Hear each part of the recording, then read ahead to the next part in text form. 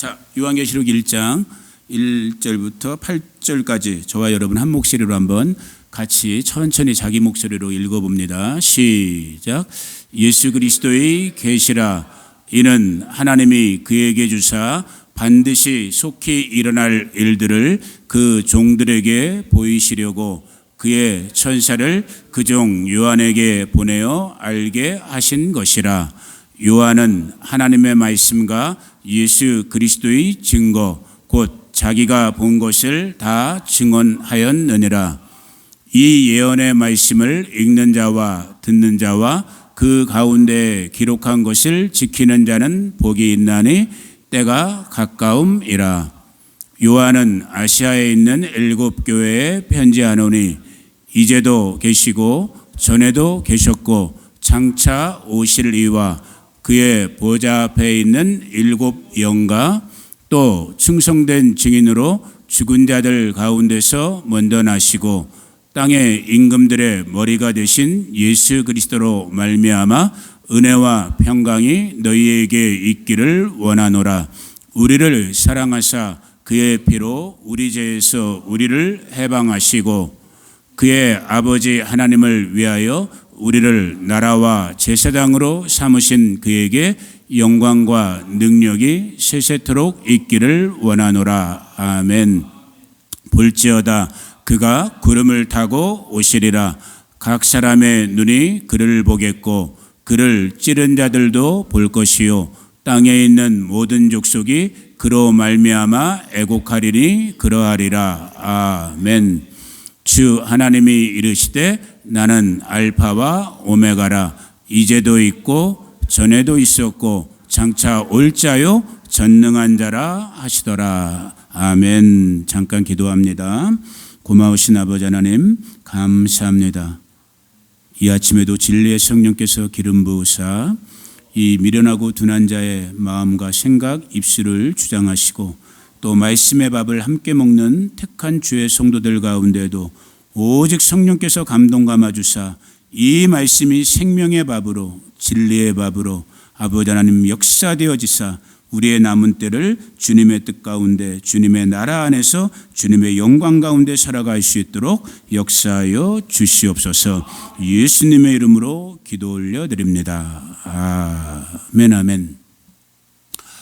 매일 매 순간 이렇게 예배드림을 앞두고 또 특별히 우리가 흔히 말하는 이 설교 하나님의 말씀을 증거하는 이 시간을 앞두고 아마 다른 목사님들도 다 그러시겠지만 저는 더 그런 것 같아요. 조금 더 제 연약함이 많아서 그런지 몰라도 정말 고민을 할 수밖에 없는 게 뭐냐면 왜를 묻는 거죠. 왜 하나님께서 자 다시 그냥 격을 우리를 주격으로 쓸게요. 우리를 능동으로 원래는 하나님의 주권이니까 거기에 우리 수동태를 써야 되지만 그냥 편의상 우리를 능동태로 해서 자 우리는 지금 이 아침에 왜 예배하러 모여 있는가? 왜 기도를 하고 찬송을 하고 왜 헌금하고 봉사하고 예를 들어 40분 50분 그 먼 거리에서 남들 다 쉬는 그나마 밀렸던 일도 할 수 있는 이 일요일 아침 주일날 아침에 왜 여기까지 예배드리러 이 교회까지 오고 있는가 모이고 있는가 여러 가지로 설명할 수 있겠지만은 결국은 한 가지 총칭적으로 표현할 수 있는 건 뭐냐면 내 믿음, 우리에게 주신 이 믿음을 지키기 위함이라는 생각을 하게 돼요. 그러면 이 믿음을 저와 여러분들이 왜 지키려고 하고 있는가 혹은 왜 지켜야 하는가 이 고민 속에서 역시 또 여러 가지 성경의 어떤 목적이나 어떤 성경의 어떤 그런 본질적인 어떤 그런 하나님 우리 아버지의 마음의 의도 여러 가지로 표현할 수 있지만 가장 일반적으로 오늘 우리 교회들 가운데 쓰고 있는 게 뭐냐면 구원이라는 거예요. 오늘 저와 여러분이 이 아침에 피곤한 바쁨, 일상의 뭐 여러 가지 이런저런 것을 다 극복하고 하나님의 부르심에 응답해서 이 아침 예배 현장까지 여러분의 열심으로 노력으로 이 현장까지 이렇게 모여있게 된 것은 결국 우리 각 사람에게 주신 그 믿음을 지키기 위함인데 왜 이것이 중요한가? 베드로 사도가 이렇게 말했어요. 베드로전서 1장 9절에 보면 아주 유명한 구절인데 같이 한번 읽어봅니다. 시작. 믿음의 결국 곧 영혼의 구원을 받기 위한 우리 믿음의 결국, 우리말에는 결국이라 했는데 그게 뭐냐면 지금 여기 버전에는 골이라고 되어 있죠. 목적, 목표. 또 NIV 같은 걸 보면은 the end of the result. 우리 믿음의 최종적인 결과는 무엇이냐? 무엇을 위해서 저와 여러분들이 믿음 생활하는 거예요? 무엇을 위해서? 영혼의 구원을 위해서 하나님께서 저와 여러분들을 이 믿음, 예배 생활 가운데, 신앙 생활 가운데 불러주신 줄로 믿습니다. 아멘.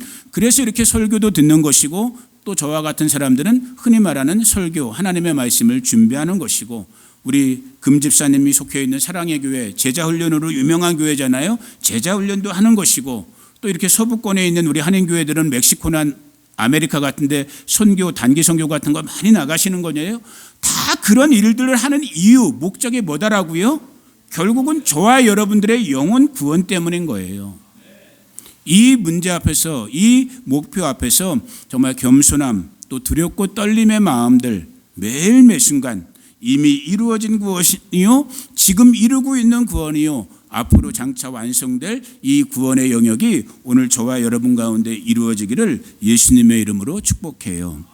그런 측면 속에서 요한계시록이라는 어찌 보면 지금 이때에 살고 있는 성도들이 관심은 많이 갖고 있지만 첫 시간에도 제가 말씀드렸지만 여러 가지 원수마귀의 방해 때문에, 속임수 때문에 교회에서 가장 듣기 어려운 설교의 부분이 이제 계시록의 부분인데, 여튼 하나님의 은혜 가운데 저와 여러분들이 지금 이 계시록의 말씀을 읽고 듣고 또 행함까지 초청을 받은 그 배를 타고 지금 벌써 오늘 여섯 번째 시간을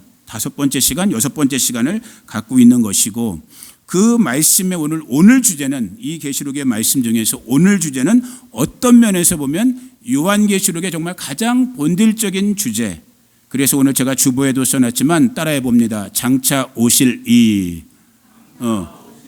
다시 오실 예수 그리스도, 다시 오실 우리 주 예수님, 이 부분, 결국 요한계시록은 그 부분을 가장 중심적으로 1장부터 22장까지 계시록 기록된 하나님의 말씀 아니겠어요?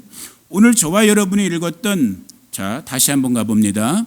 1장 우리가 1절부터 8절까지 8절을 읽었단 말이에요, 여러분. 1장 1절부터 8절까지의 8절을 읽었는데 이 8절 짧은 구절 속에서도 벌써 예수님이 다시 오신다라고 언급한 것이 4구절이에요. 직간접적으로.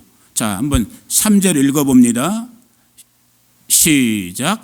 이 예언의 말씀을 읽는 자와 듣는 자와 그 가운데 기록한 것을 지키는 자는 복이 있나니 때가, 무슨 때가 가까웠다라는 거예요?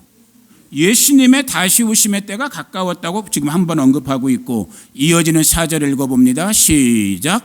요한은 아시아에 있는 7교회에 편지하노니 이제도 계시고 전에도 계셨고 장차 오실 이, 곧 오실 이라고 하면서 하나님, 삼위일체 하나님, 그 중에서도 성자 예수 그리스도 하나님을 말씀하시는데 그분은 어떤 분이다? 다시, 장차 곧 오실 이라고 얘기하고 있어요. 이어지는 7절에 보니까 7절에 다시 언급됩니다. 시작. 볼지어다 그가 구름을 타고 오시리라 라고 하고 있는 거예요. 오시리라, He is coming, 오실 것이다 라고 얘기하고 있어요. 이것이 정말 말 그대로 우리가 지금 물리적인 눈으로 보고 있는 저 물리적인 클라우드, 구름을 말하고 있는 것인지, 아니면 하나님의 영광을 비유적으로, 은유적으로 얘기하고 있는 하나님의 영광 권세를 가지고 다시 오시는 것인지 우리는 몰라요. 이런 거 갖고 시비할 필요가 없는 거야. 중요한 건 뭐예요? He is coming soon이라는 거예요. 그가 곧 오시겠다라는 거예요. 아멘. 그 음성이 들려줘야지. 저도 물론 신학교에서 신학을 가르치는 교수 역할도 하고 있지만, 제가 신학교 교수 역할을 싫어하는 게 뭐냐면은, 물론 저보다 공부 더 많이 하시고 뭐 난다긴다 하는 분들이 신학교에 교수하고 있지만 어떨 때 보면 쓸데없는 거에다 너무나 많은 에너지를 다 쓰고 있는 거야.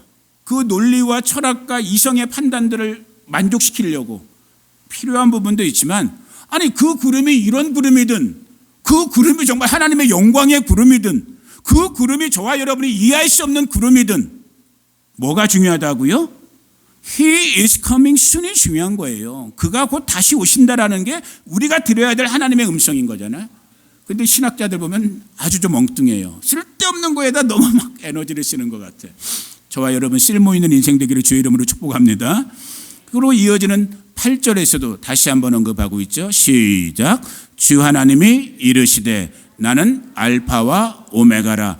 이제도 있고 전에도 있었고 역시 coming soon. He is coming soon. 장차 올 자라 하면 이 다시 오실 거에 대해서 어디에서 계시록이 시작되는 1장의 1절부터 8절 8구절에서 4번을 찾아 읽었어요. 자, 계시록은 몇 장까지? 마지막 장이 챕터 22. 계시록은 22장이 끝으로 돼 있어요. 22장에 그러면 예수님 다시 오실 것이 얘기돼 있을까 안 돼 있을까? 참, 이 마지막 장 22장에도 보니까 7절 같이 읽어봅니다. 시작. 보라 내가 속히 오리니 이 두루마리의 예언의 말씀을 지키는 자는 복이 있으리라 하더라. 내가 속히 오리니. 참 이게 1장을 지금 6번 5번 들었잖아요. 1장에서 많이 듣던 거랑 비슷한 구절이잖아요. 우리가 지난 시간 지지난주에도 나눴던 이 예언의 말씀을 1장 3절에서는 뭐라고 했어요? 말하고 듣고 지키는 자가 복이 있다고 그랬잖아요. 1장 3절에서는. 근데 그 결론 부분인 22장 7절에서는 뭐라고 하고 있어요? 이 예언의 말씀을 지키는 자, doing, acting하는 자가 복이 있다라는 거예요. 이건 나중에 또 주제이기 때문에 그래서 하나님의 말씀을 듣기만 하면 안 되는 거예요. 오늘 들으셨으면 들려지셨으면 이 말씀이 여러분들의 삶 속에서 행함으로 일어나지기를 주의 이름으로 축복해요.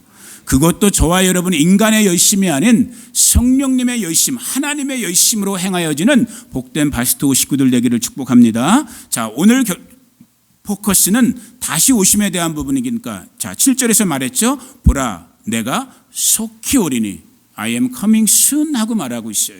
또 어디서 말씀하고 있어요? 22장 마지막 구절 12절에도 또 그래요. 읽어봅니다. 시작. 보라 내가 속히 오리니 내가 주일상이 내게 있어 각 사람에게 그가 행한 대로 갚아주리라.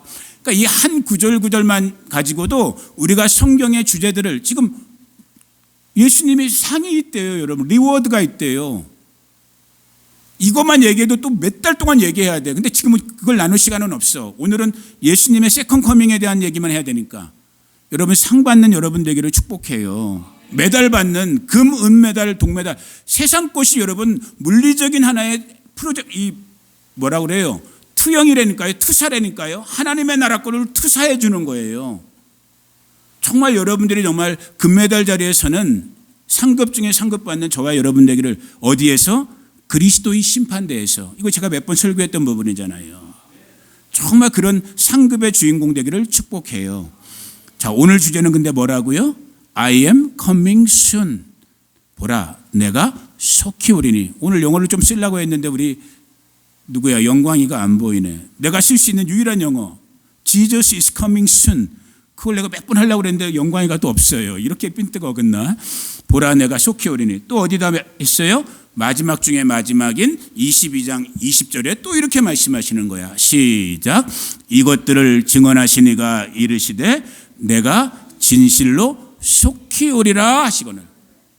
진실로 아멘 아멘 하면서 말씀 트루스트로 하면서 내가 진실로 너희에게 말하는데 I am coming soon. 내가 곧 원래의 번역대로 한다면 오고 있다라는 번역 우리 원어의 뜻인 거예요. 그것이 우리는 올 거늘 장차 오실 이런 식으로 번역했지만 오고 있느냐의 의미. 발자국 소리가 문을 열려고 발자국 소리가 문 앞까지 와 있는 그런 언어적인 개념인 거예요. 예수님의 계시가 이렇게 끝나는 거예요. 내가 진실로 속히 오리라. 이게 지금 계시록의 시작과 결론의 모든 부분들인 거예요. 자, 그렇다면 오늘 이 아침에 제가 여러분들하고 나누고 싶은 부분은 지금 우리가 세상 뉴스 켜면은 TV 켜고 신문 펼치면 요즘 가장 많이 듣는 뉴스가 뭘까요? 전쟁 얘기. 어디랑 어디가? 정확하게 한번 대보세요. 미국, 이스라엘 연합군과 이란이 지금 전쟁하고 있어요. 여러분들 중에 유튜브 설교를 조금 들으시는 분들은 요번 한 주, 아마 앞으로도 몇 주간은 더 그러겠지만 요 근래에 가장 많이 목사님들이 설교한 성경 구절이 어딜 것 같아요? 예레미야 49장이야. 구약의 예레미야 49장. 왜? 거기에 어느 나라에 대한 예언의 말씀이 주로 나와 있어요? 엘람이라는 나라가 나와. 우리말 성경에 엘람. 이 구약 성경 엘라멕이라고 기록된 나라가 지금의 어느 나라일까요? 이란이야. 이란. 영어로 이란이라고 그래요? 아이란이라고 그래요? 모르겠네. 이란. 지금 뉴스에 맨날 나오고 있는 그 이란에 대한 예언의 말씀이 어디에 기록됐다고요? 성경에 여러 군데에 기록되어 있는데 그중에서도 예레미야 49장에 집중적으로 예언되어 있어요. 그래서 조금 성경을 아는 목사님들은 마침 이때가 딱 상황적으로 지금 맞물리기 때문에 많은 교회 목사님들이 이 예레미야 49장을 설교하는 그런 제가 동영상에서 저도 확인한 적들이 있었고, 여튼 지금의 때가 어느 때예요? 전쟁의 때예요. 난리와 난리, 소문들이 막 일어나고 있는 이 때인 거예요. 자, 오늘 어떤 면에서 보면 우리가 지금 계시록을 5번, 6번째 지금 보고 있지만 어떤 면에서 보면 이제 조금 계시록 같은 맛을 조금 느낄 수 있는 부분으로 들어가게 돼요. 무슨 말이냐? 오늘 제가 여러분들에게 의도하는 거는 지금 그렇다면, 자, 지금 계시록 처음 장과 마지막 장을 통해서 또 성경의 다른 부분에도 물론 많이 언급됐지만 I am coming soon, 내가 곧 올 것이다, 다시 올 것이다, 다시 올 것이다 라고 말씀하셨던 이 예언의 말씀이 중심을 이루는 걸 저와 여러분이 잠시 살펴봤는데, 그렇다면 지금 이 시간에 저와 여러분들은 어디에 와 있는, 어디쯤, 어느 타이밍에 와 있는가를 이 아침에 잠깐 보려고 하는 거예요. 이것은 서목사가 주관적으로 말씀하면 돼요, 안 돼요? 안 돼요. 무엇에 근거해야 되는 거예요? 기록된 하나님의 말씀, 이 예언의 말씀에 기록해서 여러분들에게 잠깐 말씀, 이제 이 부분은 앞으로 계시록을 하면서 자주 반복적으로 언급되는 부분이 있어요. 인류 역사의 시간표, 이 세상의 역사의 시간표를 알려면 저와 여러분들이 반드시 한 번은 살펴봐야 될 하나님의 말씀이 구약 성경 다니엘이에요. 그래서 다니엘을 구약의 예언서, 구약의 요한계시록이라고 일부러 표현하는 목사님들도 많이 계시는데, 그 다니엘서 중에서도 특별히 다니엘 9장, 소위 말하는 다니엘의 71회라고 하는, 우리말로 했을 때 다니엘의 71회에 대한 부분을 이해를 갖고 있어야 돼요. 그 이해만 분명하게 갖고 있으면 지금 세상에서 일어나는 일들이 성경의 시간표에 비추어서 지금 우리가 어느 타이밍에 와 있으니까 어떻게 살아야 되는구나, 어떻게 신앙생활을 해야 되는 거라는 답을 좀 깨달을 수 있게 되는 거예요. 자, 다니엘 9장 24절부터 27절까지의 말씀을 한번 먼저 읽은 다음에 도표가 하나 있으니까 도표를 잠깐 보도록 할게요. 자, 보이면 같이 읽어봅니다. 시작. 내 백성과 내 거룩한 성을 위하여 71회, 71회가 여기서 나온 말인 거예요. 71회라는 건 원래 week, 원 윅을 세븐데이를 말하는 거지만 성경에서는 이게 때로는 week, WEK, 한 주의 개념으로 쓰이기도 하고 때로는 year, one year, 한 년을 나타내기도 해요. 근데 여기 주로 성경학자들은 다니엘의 이 예언의 부분을 풀 때는 이걸 week로 적용하지 않고 year, 연으로 적용하는 거예요. 그러니까 지금 여기서 71회라는 건 7번, 그러니까 70번에 70년, 7년이 되는 1회가 연으로 적용돼서 이 개념을 가지고 있으셔야 되는 거예요.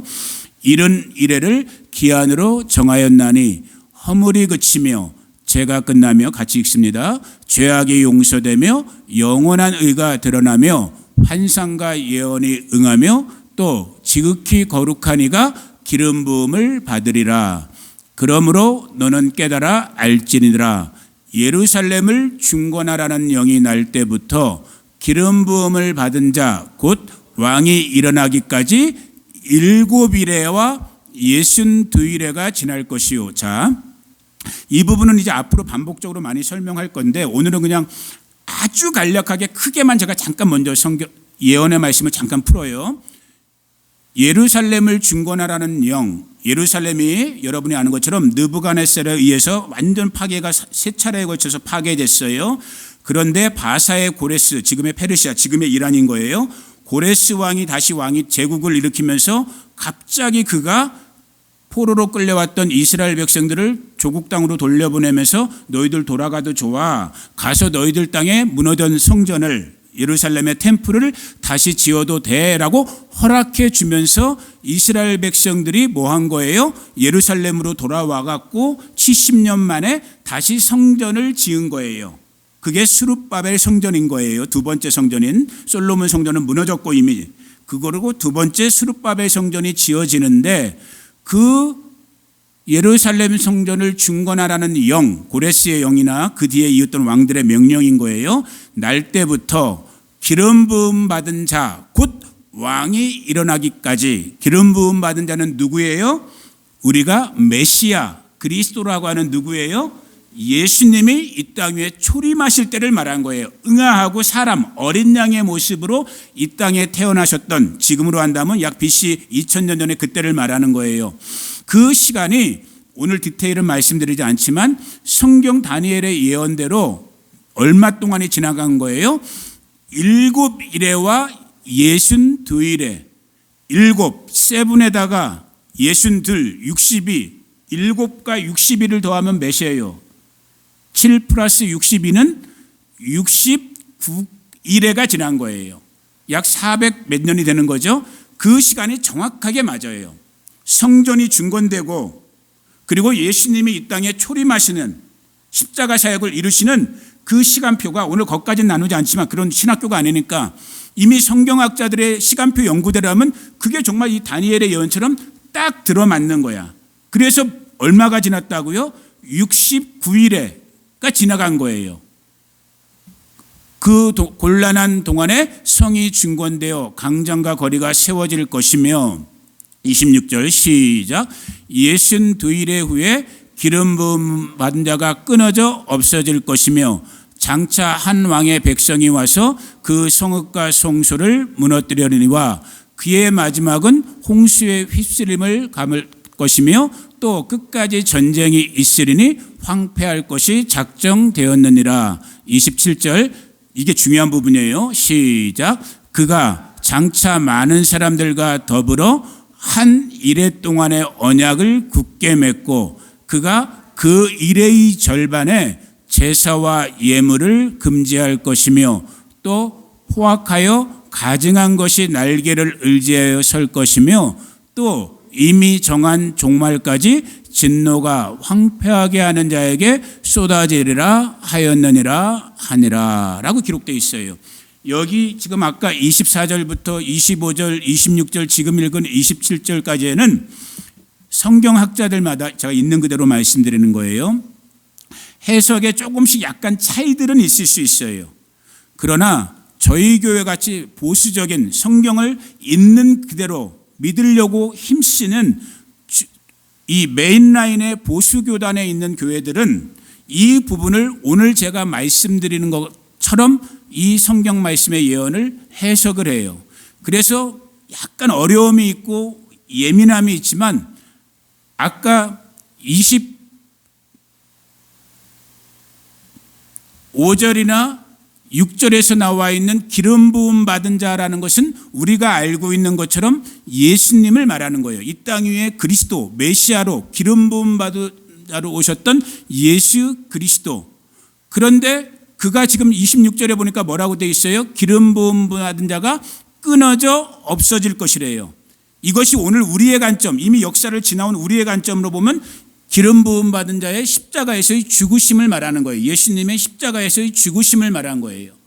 그리고 그 중간의 시간을 놔두는데 이 부분에서 어떤 분들은 이것이 이스라엘 역사 AD 70년에 실제 일어났던 로마의 디도 장군에 의해서 예루살렘이 멸망하게 되는 이미 지나간 역사로 보는 사람들도 조금 있지만 대부분의 우리 보수적인 교회의 신학자들과 목사님들은 여기서 중간의 시간으로 그냥 하나님께서 어느 정도 소위 말하는 오늘 지금 저와 여러분이 경험하고 있는 교회 시대를 허락하시고 그 교회 시대가 끝나는 지점, 마지막 이방인의 시대라고 불려질 수 있는 교회 시대 혹은 은혜 시대라고 성령 시대라고 불려질 수 있는 다양하게 불려질 수 있어요. 중요한 부분이에요. 이 시대가 끝나가는 그 한 시대에 마지막 한 왕의 백성들이 와서 이 한 왕이라는 것이 앞에 기름 부음 받은 데랑 다른 거예요. 기름 부음 받은 데는 지금 예수 그리스도를 말씀하는 거고 여기서의 한 왕은 오늘 우리 시점에서 말할 때는 누가 되는 거예요? The Antichrist가 되는 거예요. 성경 역사에서 지금 인류 역사에서 적그리스도와 같은 놈들은 여태까지도 많이 있었단 말이에요. 그리스도의 예표가 되는 사람들이 있었던 것처럼 예를 들면 요셉도 다윗도 다 그리스도의 예표와 같은 역할을 했던 것처럼 이제 이 마지막 때에는 진짜 메시아이신 그리스도가 오시기 직전에 누가 온다고요? 그리스도인 척하는 가짜인 적그리스도가 나타나야 되는데 그 적그리스도도 이미 역사 속에서 성경 속에서 이미 여러 번 그런 모양을 했던 사람들이 있었단 말이에요. 그런데 지금 저와 여러분이 살고 있는 이 마지막 그리스도의 진짜 재림 직전에는 마치 초림 예수님이 오시기 전에도 그 예수님의 길을 적그리스도가 대신하려고 했던 것처럼 진짜 예수님께서 오시는데 그 예수님인 척하는 바로 그 적그리스도가 이제 우리 시대에는 이 마지막 때에는 나타나게 된단 말이에요. 그것이 성경의 예언인 거예요.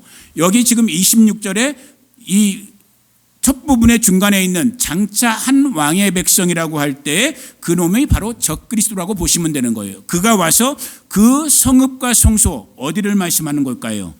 택하신 도성인 예루살렘 이스라엘을 말하는 거예요. 이 부분을 여러분들이 이해하시고 들어가셔야지만 이어지는 27절 그가 여기서 그는 그러면 예수님일 것 같아요. 26절에 이어졌던 적그리스도일 것 같아요. 적그리스도란 말이에요. 그 바로 적그리스도가 많은 사람들과 더불어 뭘 한다고요? 한 이래 동안에 언약을 맺는데요. 이미 이 시점은 자 다시 다니엘의 지금 이 9장의 예언의 말씀을 보니까 이 부분은 이제 앞으로도 몇 번 더 설명이 있을 거기 때문에 오늘 그냥 큰 윤곽만 드려요. 하나님께서는 이 땅 인류 역사를 몇 년으로 예정을 딱 해놨냐면 애매하지만 약간 71회라고 표현을 한 거예요. 71회로 표현을 했는데 그 71회 중에 이스라엘 역사랑 맞물려져서 아까 했죠. 7일회와 62일회는 이미 예루살렘 무너졌던 성읍이 건축되는 걸로부터 시작해서 예수님이 태어나시고 십자가에서 죽으시는 것까지 해서 이 69일회가 다 지나간 거예요.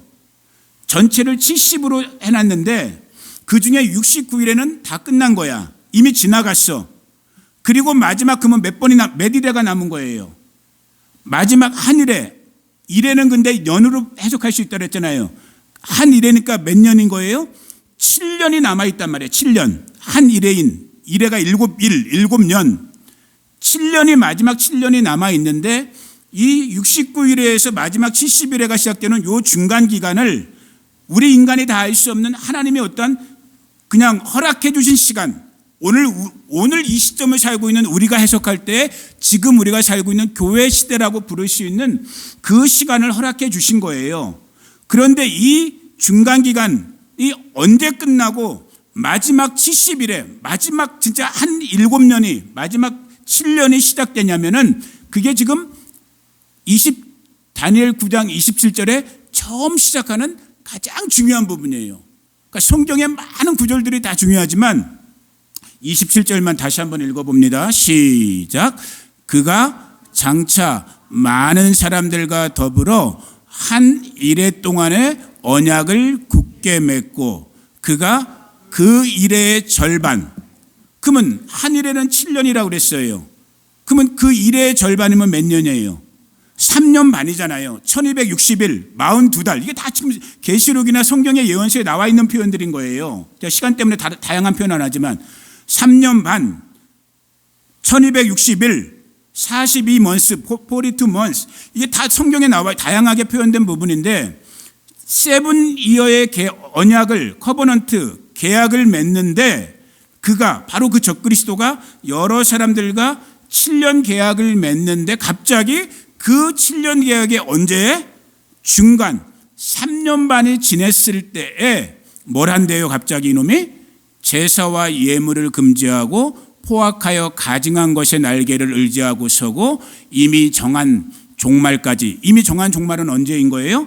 70일에가 끝나는 그때란 말이에요. 이해하는 분이 지금, 자, 이해하는 분은 끄떡끄떡 거려봐요. 오케이, 다 이해하고 있어요.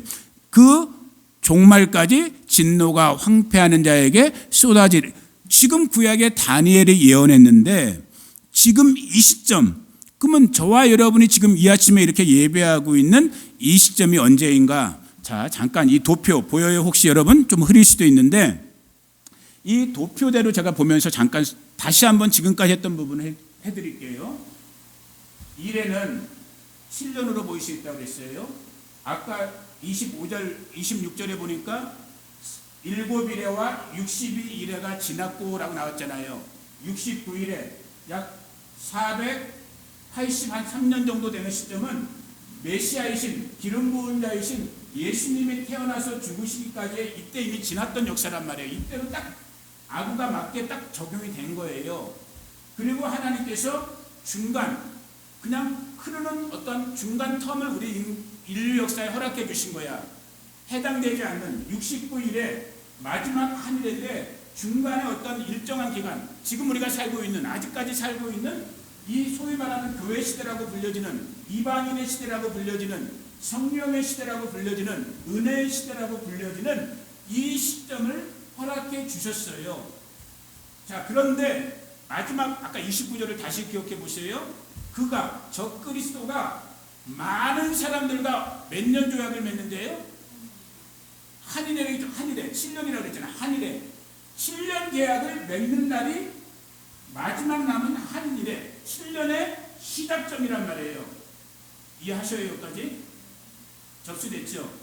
자, 저의 질문은 제가 오늘 이 아침에 우리 성도들에게, 우리 바스도 식구들에게 의도하는 건 뭐냐면 이게 지금 순서가 이렇게 됩니다. 지금 그러면 저와 여러분이 어느 때인가라는 걸 보자라는 거예요. 어느 때인가? 자, 다시 도표로 가볼게요. 자, 다시 질문을 마음속에 집어넣어 보세요. 그러면 지금 내가 예배하고 있는 이 아침은, 이 시간은 과연 성경에서 예언한 어느 시점인가라고 생각했을 때, 자, 누가 정말 말씀을 이해했는지 한번. 자, 아까 그 도표죠.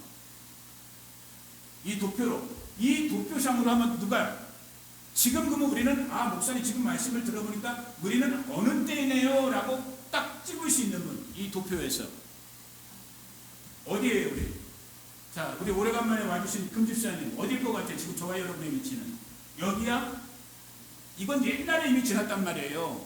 예레미야나 다니엘이나 이스라엘 백성들이 다시 고토로 돌아와갖고 스룹바벨 성전을 지었던 그때로 이미 끝나고, 지금부터 약 2020년경에 예수님께서 육신의 몸으로 이 땅에 오셔서 십자가에서 우리를 대속하고 죽으시고 그걸로 이미 다 여기 다 지나간 역사야 이미. 지금 우리는 어디 시대에 살고 있어요? 이쯤에 있을까? 이쯤에 있을까? 지금 우리는 요쯤에 있는 거예요. 진짜 이 빨간 마지막 진짜 마지막 한 일에 7년 계약이 성취되려고 하고 있는 바로 여기에 와 있는 거예요. 여기 진짜. 근데 이 마지막, 자, 벌써 언급이 되잖아요. 이 7년은 뭐라고요? 마지막 7년인 거예요. 이 땅의 역사의 마지막 7년이란 말이에요. 믿거나 말거나. 누구의 말이라고요? 성경의 예언의 말씀인 거예요. 이거 시한번 좀, 이거 갖고도 여러분 잘못, 이것이 아니에요? 우리는 예수님의 구체적인 그날과 그때를 모르는 거지. 지금 이 정도의 흐름을 성경이 이미 우리에게 너희가 반드시 알아두라고 예언을 해주고 있는 말씀이란 말이에요. 지금은 어느 때라는, 바로 이 7년 계약이 맺어지기 바로 직전의 시점인 거예요. 7년 계약은 아까 29절의 말씀을 보니까 두 카테고리로 나눠졌다고 했잖아요. 그 적그리스도가 처음 3년 반 동안에, 그리고 나중 3년 반 동안의 모습이 달라진단 말이에요. 처음 3년 반 동안에 이제 지금 이 시점, 저와 여러분이 살고 있는 시점부터 그것이 표면으로 드러나게 되는 이 적그리스도가 진짜 등장하게 되는 그때까지 이 땅 가운데 일어날 일들, 그 일들을 간략하게만 제가 몇 가지 정해 본 거예요. 자, 적그리스도와 거짓 선지자가 등장해야 돼요. 지금 이 시점에서 우리가 그러면 누군지 알까 모를까? 아직은 몰라요. 근데 이미 우리가 많은 분들이 조심해서 예측은 하고 있어. 예를 들면, 조심스러운 말이지만 예를 들면 트럼프 대통령 같은 사람이 그 모형이 될 수 있어. 예를 들면 트럼프의 사위 이름이 뭐야? 유대인이면서 아무 직책도, 공직의 직책도 없는데 날라다니면서 무슨 조약 같은 거 만드는 사람, 이방카 남편, 쿠셔너 같은 사람들. 여러분, 이게 장난이 아니에요. 지금 시대가. 물론 그 사람들이 적그리스도라고 지금 제가 말하는 건 아니에요. 그렇게 될 수 있을 것 같은 사람들이 이미 우리 시대에, 지금 저와 여러분이 먹고 살기 힘들고 그런데 관심 갖던 말던 이런 때에 지금 우리 주변에서 일어나고 있는 일들인 거란 말이에요. 적그리스도와 거짓 선지자가 등장하게 되는 시점인 거예요. 그 적그리스도는 아까 다니엘 9장 29절의 말씀대로 한다면 누구와? 많은 나라들, 그 중에서도 어떤 나라와? 이스라엘과 7년 평화조약을 맺게 되는 거예요. 왜? 지금 미국과 이스라엘 연합군과 이란 전쟁이 왜 의미가 있느냐? 아무리 일방적인 전쟁인 것 같지만 전쟁을 하고 있는 미국도 이스라엘도 피 터지고 있는 이란도 옆에서 폭탄 파편 터지고 있는 중동이나 전 세계 영향을 받아요, 안 받아요? 다 영향을 받아요. 전쟁은 있어야 돼요, 말아야 돼요? 전쟁은 없어야 돼. 이스라엘도 이스라엘 나름대로 전쟁이 피곤해. 미국도 피곤해. 이란도 말할 것도 없어. 그러면 뭐 중국이나 한국은 이 전쟁이랑 상관없나요? 다 상관이 있어. 기름값 올라가. 먹고 살기 힘들어져. 식량 비춰가기 힘들어져. 그러면 모든 사람이 다 한 가지를 원하게 되겠죠. 뭘 원하게 될까? 평화를 원하게 되겠죠. 아, 이 전쟁 도대체 언제 끝나? 제발 이거 평화가 안 되나? 근데 그 평화를 이룰 평화의 사도가 나타나는 거예요. 뭐 한다고요?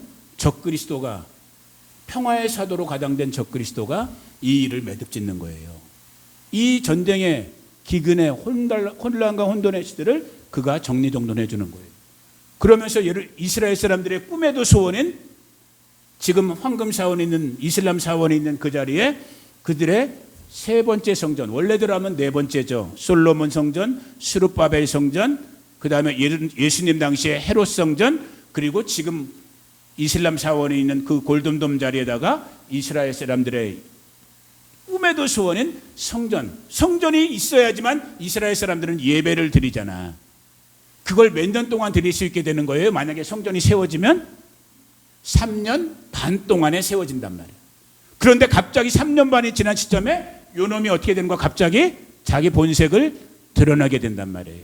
그게 아까 읽었던 다니엘 9장 29절의 말씀인 거예요. 지금 우리가 그러니까 당연히 평화조약을 맺고 자기들 성전을 세워주고 성전에서 예배드리는 걸 허락해준 적그리스도인들은 유대인들이나 세상 사람들한테 환영을 받을까 안 받을까? 환영을 받죠. 마치 누구처럼? 그리스도 메시아처럼 환영을 받는 거예요. 거짓 평화 시대가 일어나죠. 또 세계가 하나가 되는 거예요. 모든 정치, 경제, 군사, 종교, 화폐 지금 일어나고 있는 일들인 거예요. 그래서 계시록 13장 14장에 나와 있는 짐승의 표라고 불려지는 이 666 시스템까지 시행이 되게 있는. 그래서 이것이 아니면 13장 14절에 보니까 뭘 할 수 없어요? 매매, 먹고 사는 걸 할 수 없다라고 기록되어 있는 거예요. 이 타임라인을 가지고 지금 저와 여러분들이 살고 있는 시대, 그러면 지금 다시 어느 때인가 이 질문에 다시 돌아오게 된 거예요. 우리가 이미 알고 있는 것처럼 넘어갑니다. 마태복음 24장, 복음서 중에 요한계시록을 한 장으로 압축해 놓은 부분이 예수님이 직접 설명하셨던 마태복음 24장의 부분인 거예요. 그 6절 말씀부터 한번 잠시 읽어봅니다. 시작. 난리와 난리 소문을 듣겠으나 삼가 두려워하지 말라. 이런 일이 있어야 하되 아직은 끝은 아니니라. 민족이 민족을, 나라가 나라를 대적하여 일어나겠고 곳곳에 기근과 지진이 있으리니 이거 모든 것은 재난의 시작이니라. 그러니까 지금 저와 여러분이 살고 있는 이때를 제가 볼 때 성경의 언어로 가장 정확하게 표현할 수 있는 건 뭐냐면 여기 영어로 돼 있죠. 뭐예요? Beginning of birth pain. 여기 우리 여자분들도 있잖아요. 시선할 때 진통하셨어요? 안 하셨어요? 했잖아요. 산통하셨잖아요. 산통이 온단 말이에요. 느낌이 온단 말이에요. 배가 아프고 뭐 양수 터진다 그러나요? 그러면서 그 진통 속에서 빠른 분들은 뭐 한두 시간 만에 애 낳는 분들도 있더라고요. 저도 기쁨이 날 때 진통이 왔단 말이에요. 버스페인이 왔어. 그래갖고 20분 떨어져 있는 병원까지 연락에 차 타고 갔더니만 애가 나와 안 나와? 안 나오는 거야. 얼마 동안? 15시간인가 17시간을 안 나오는 거야. 그래갖고 결국은 어떻게 했어요? 제왕절개. 그 뭐라 그러죠 영어로? 갑자기 생각 안 나네. 제왕절개로 끄집어낸 거야. 버스페인은 왔단 말이에요. 출산하려고 하는. 바로 지금이 제가 볼 때는 우리가 살고 있는 이때가 이제 이 산모의 진통이 시작되는 것 같은, 아기 나면 끝인 거예요. 마지막 70일에가 시작되어지면은 인류 역사는 그 7년 안에 소위 말하는, 그래서 7년 대환란이란 말이 나오는데 오늘 제가 그 표현을 안 쓰는 건 더 정확하게 성경을 보면 7년 대환란이라고 할 수가 없는 거예요. 왜? 아까도 지금 잠시 봤지만 전 3년 반과 후 3년 반으로 두 타이밍으로 나누게 되는데 전 3년 반은 어떤 면에서 보면은 살만한 시간인 거예요.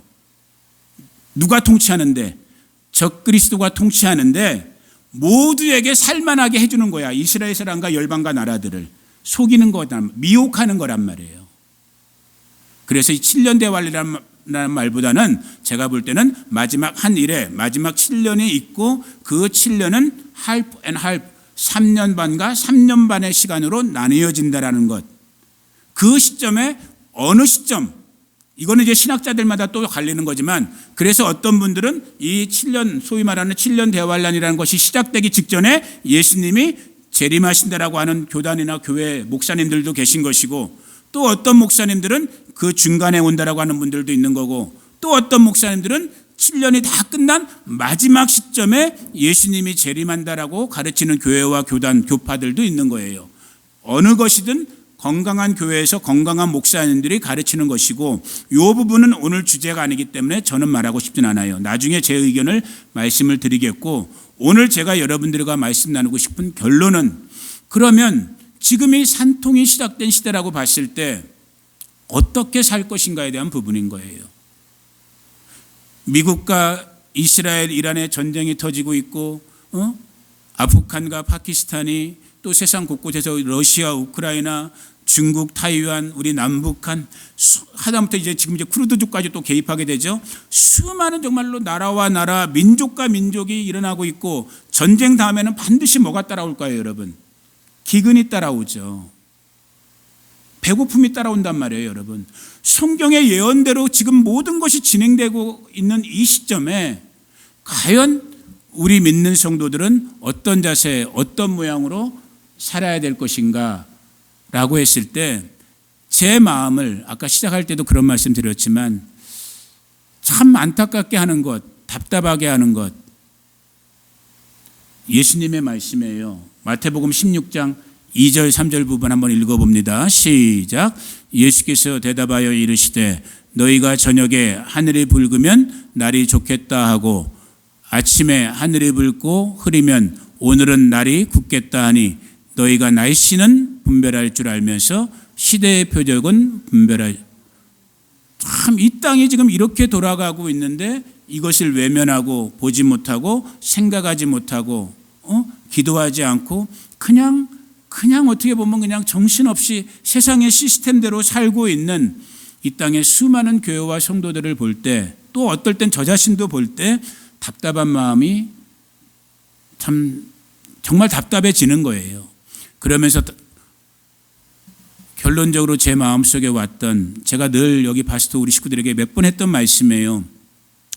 다시 한번 제 마음속에 왔던, 오늘 정말 예수님의 다시 오심이 멀지 않은 산모의 진통이 시작됐다고 하는 이때에 오늘 교회로, 성도로 부르심을 받은 저와 여러분들이 다시 한번 들어야 될 하나님의 말씀, 로마서 13장에 있는 말씀이에요. 같이 한번 소리내서 읽어봅니다. 13장 11절부터 시작. 또한 너희가 이 시기를 알거니와 자다가 깰 때가 벌써 되었으니 이는 이제 우리의 구원이 처음 믿을 때보다 가깝다라는 거예요. 자다가 깨어나야 될 시간인 거예요. 그런데 안 되는 것 같아요. 잘. 우리 바스토의 깨어남의 은혜를 하나님께서 주시기를 축복해요. 제가 어제도 몇몇 분들한테는 문자로 전화하는 것도 민망하니까 유치원생도 아니잖아요.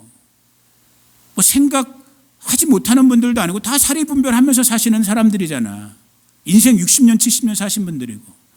제가 문자로 다시 한번 정말 간곡하게 한번 권면을 했어.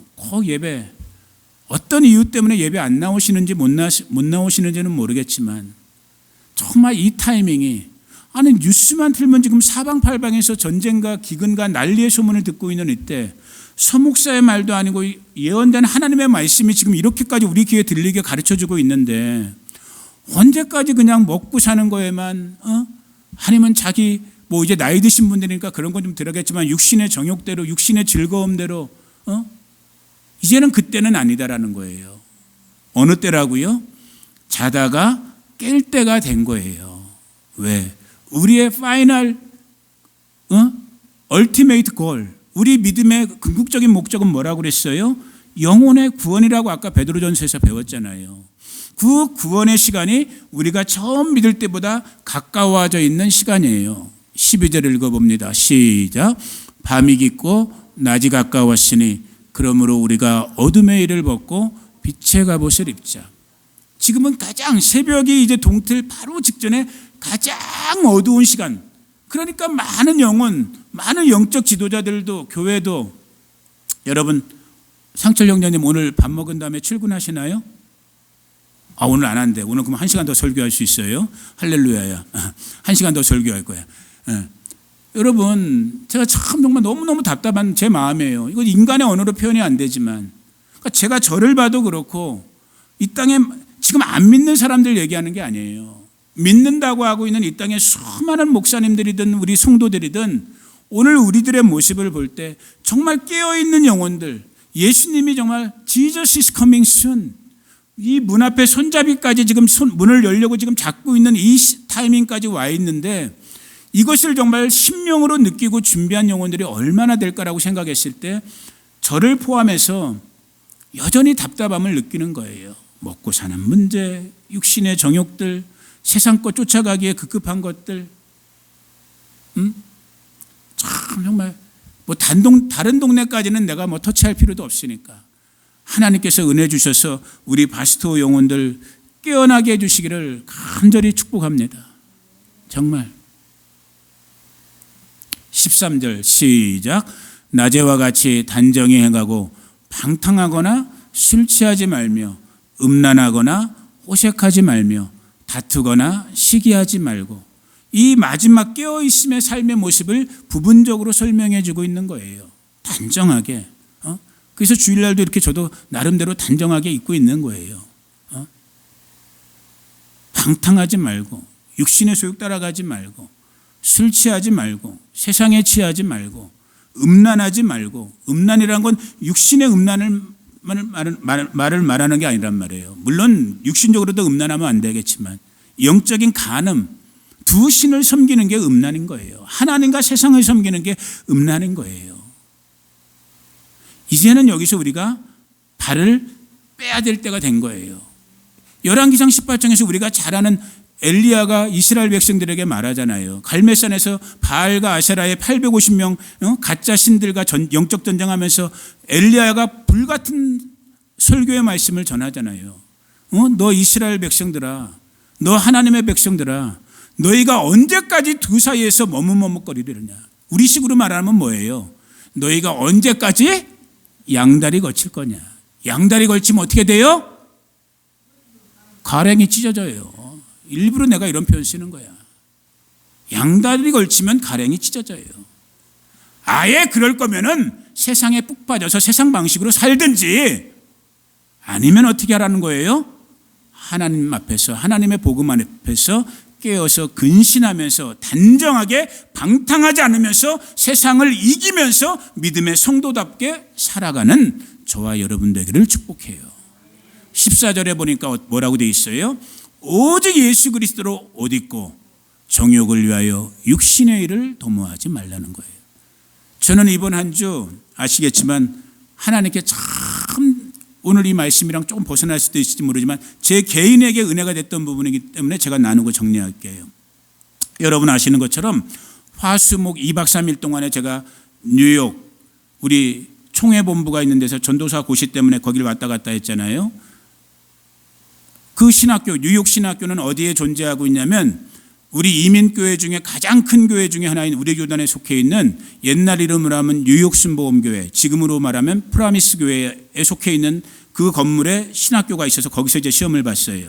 그 담임 목사님이 허연행 목사님이라는 분이에요. 아주 좋으신 분이에요. 훌륭하신. 약 한 3,000명에서 5,000명이 모이는 정말 우리랑은 뭐 비교할 수 없는 큰 교회잖아요. 그 바쁘신 목사님이 일부러 그래도 교단의 고시위원장과 고시위원이 왔으니까 자기 점심시간을 비워두고 자기는 밥을 먹을 수도 없는 상태인데 일부러 자기 사무실로 밥을 준비해 갖고 우리 이제 3명 고시위원장님과 저와 다른 목사님 4명이 같이 밥을 먹은 거야. 밥을 먹고 서로 저는 그분을 처음 봤어요. 처음 이제 보고 밥을 먹고 교제를 다 하고 저도 이제 말로만 듣던 그 교회를 처음 본 거고 뭐 의라뻑적한 그 교회 그 유명한 목사님 을 처음 보고 밥을 잘 먹고 딱 이제 다시 이제 시험장으로 이제 가려고 딱 하는데 헤어질 때 그 허연행 목사님이 우리 뒤에 입구에 있는 저 박하사탕 같은 사탕 있잖아요. 구강 사탕 그거를 매달씩을 우리들한테 딱 주시더라고. 이제 입냄새 없애라는 뜻인 거죠. 그 알사탕을 딱 이렇게 주시는데 내가 알사탕을 딱 받는 그 순간에 내가 은혜를 받았어. 어떤 은혜를 받았는지 들으시고 아멘 하세요.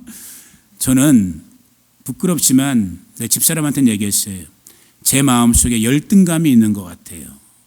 아직까지도 나이가 60이 다 돼가는데 아직까지도 열등감이 있는 것 같아요. 어떤 열등감? 저보다 이렇게 유명하고 큰 교회, 특별히 나랑 나이도 그분은 이제 물론 나보다 한 5, 6년 더 연배가 높으신 분이지만 나보다 더 이렇게 영향력 있는 포지션에 올라가 있는 이런 세상적으로 표현하면 뭐 성공이라고도 표현할 수 있는 그런 사람들, 그런 목사님들이나 그런 분들을 보면 제가 이렇게 좀 마음에 불편함이 오는 것 같은 게 약간 아직도 많이 없어졌다고 생각했는데 아직도 좀 그런 마음이 좀 있는 것 같아 내가. 그런데 그 밥을 다 먹은 다음에 그 큰 교회 목사님이 저 알사탕을 이렇게 당신 사무실에서 이렇게 매달 꺼내갖고 우리한테 딱 주는 그 순간에 내가 딱 은혜를 받은 게 뭐였냐면 이 알사탕은 어디에도 있지? 우리 바스트 교회 입구에 우리는 한 종류만이 아니라 저는 버라이어티한 걸 좋아하거든. 3가지 종류로 난 준비해놨거든 저기에. 우리 교회는 3종류로 있지. 5,000명 모이는 교회 목사님도 밥 먹고 나서 먹는 거나 10명, 20명 모이는 교회 바스트 교회 담임 목사가 밥 먹고 먹는 거나 먹는 건 다 똑같아. 먹은 다음에 또 어디 가는 것도 똑같아? 화장실 가는 것도 똑같아. 근데 보니까 그분은 밥 먹을 시간에 밥도 못 먹더라고. 왜? 다른 약속이 있어서. 나는 내가 밥 먹고 싶을 때 4번, 5번도 먹을 수 있어. 누가 더 행복한 것 같아요? 대답들을 안 하시네. 누가 더 행복한 것 같아? 내가 보니까 내가 더 행복한 것 같아. 내가 더 자유로운 것 같고 내 마음이 많이 치유되고 왔어요. 그 열등감, 세상 거에 대한 부족함에 대한 원망, 이렇게 아쉬움을 부끄러운 말이지만 여러분들 앞에 이렇게 아직도 이 나이가 되도록 이 신앙의 짬밥이 되도록 부분적으로 품고 있는 저의 부족한 모습. 그런데 오늘 주님은 이 마지막 때를 살아가는 저와 여러분들에게 이 말씀하시는 거예요. 육신의 일을 도모하지 마라. 정말 깨어있는 사람은 정말 말씀과 성령 안에서 주 예수 그리스도의 오심을 준비하고 있는 사람은 세상 거에 대해서 그렇게 연연하지 않는 거예요. 그것이 삐까뻔쩍한 것이든 그것이 후질구레한 것이든. 왜? 우리의 온 포커스가 어디에만 가 있기 때문에 주님께만 가 있기 때문에 오늘 그 은혜가 정말 주님의 다시 오심이 멀지 않은 이때에 저와 여러분들 가운데 회복되어지기를 축복해요. 그 은혜 가운데서 여러분 일터에서, 여러분 직장에서 상관들한테 얼마나 스트레스 받은 일을 맡겠어요. 또 이제 은퇴를 앞두고 이 모양 저 모양으로 얼마나 많은 생각들이 찾아올 것이고, 또 은퇴의 삶을 살고 있는 우리 또 어떤 분들에게는 은퇴 후에 어떻게 보면 무료하고 그냥 지루하기만 할 거 아니에요. 다시 한번 다시 오실 예수 그리스도, 그분의 어떤 발자취, 그분의 오시는 그 발걸음 소리에 한번 저와 여러분의 초점을 맞춰보기를 축복해요. 그러면 주님께서 이 때에 맞는, 정말 우리가 어떻게 어떤 모습으로 이 남은 때를 살아야 될지를 저에게도 여러분 가운데도 말씀해 주실 것 같아요. 그 은혜 가운데 살아가는 우리 바스도 식구들 되기를 예수님의 이름으로 축복합니다. 기도하겠습니다. 고마우신 아버지 감사합니다. 정말 주님 다시 오신다는 이 주님의 정말로 결정적인 언약의 약속이 이제 정말 거의 우리의 목전, 눈앞에 와 있는 이때 과연 우리가 어떻게 살아야 할지 오늘 로마서 13장의 말씀을 통해서 다시 듣습니다. 이 구원의 때가 더 가까워졌으니 너희가 정신을 차리고 깨어 근신하며 방탕하지 말고 술 취하지 말고 육신 정욕 쫓지 말고 그리스도 예수로 옷 입고 살으라고 말씀하고 계십니다. 그 은혜를 누리는 우리 바스도 식구들, 우리 성도의 가정, 성도의 부르심, 우리 교회의 모습 되기를 원합니다. 이렇게 살 수 있는 우리 성도님들, 우리 교회 되게 하여 주시옵소서. 지금은 우리 구주 예수 그리스도의 은혜와 그 아들 보내주신 하나님 우리 아버지의 무한 극진하신 사랑과 지금도 우리 가운데 교제 교통하시고 살아 역사하시는 보혜사 성령 하나님 함께 하심이 오늘 주님의 다시 오심을 준비하고 깨어 기도하고 예수님으로 옷 입고 아버지 마지막 때를 살아가기를 다짐하고 결심하는 우리 성도님들 한 분 한 분 가운데 이들의 가정, 자녀, 자손들, 친구들, 이웃들 가운데 이 몸된 교회와 우리가 살고 있는 미국 땅, 조국 대한민국, 이스라엘과 열방과 나라들 가운데 지금부터 영원토록 함께 하시기를 간절히 축원하옵나이다. 아멘 아멘 할렐루야. 우리 하나님께 감사와 찬양 올립니다. 아멘. 조금 늦게 끝났어요.